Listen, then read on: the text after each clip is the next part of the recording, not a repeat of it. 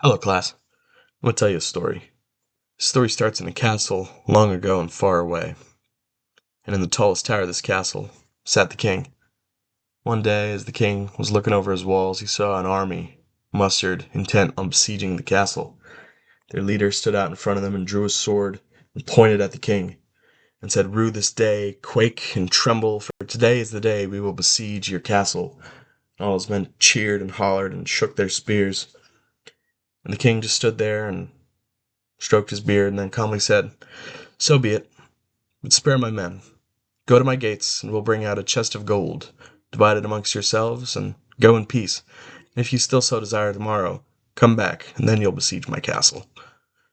The men looked amongst themselves, and they agreed, and they went to the gates, took the gold, and they left. The next day, the king went out on his tower again, and he looked down and saw the army. They were back, but it was a smaller force than the day before.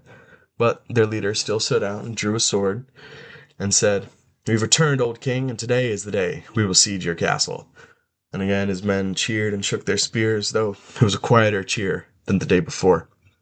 The king again calmly looked down and stroked his beard and said, "Your men look hungry. Take them to my gates, and my servants will bring out food for them. They may dine and fill their bellies, and when they are full, they may leave in peace. And if they so desire again, they may return tomorrow to siege my castle." Before their leader could even respond, the men had already gone to the gates and started eating. By the time the day was over, everyone was full and left in peace. The next day came, and the king again went out to overlook from his tower and saw only one man. Their leader was back. They locked eyes, and before the leader could even say anything, the king looked down and said, "Come to my gates. Join me in my chambers. We'll sit down to tea together."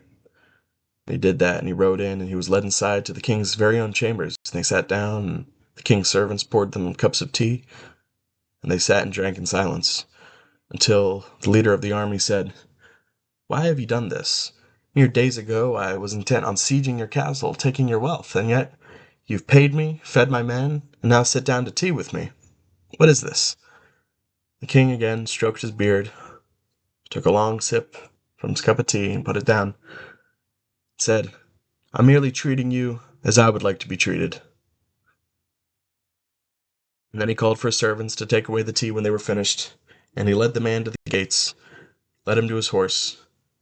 They shook hands and parted ways as friends. Hope we can all learn a little something from this little fairy tale. All right. Thank you.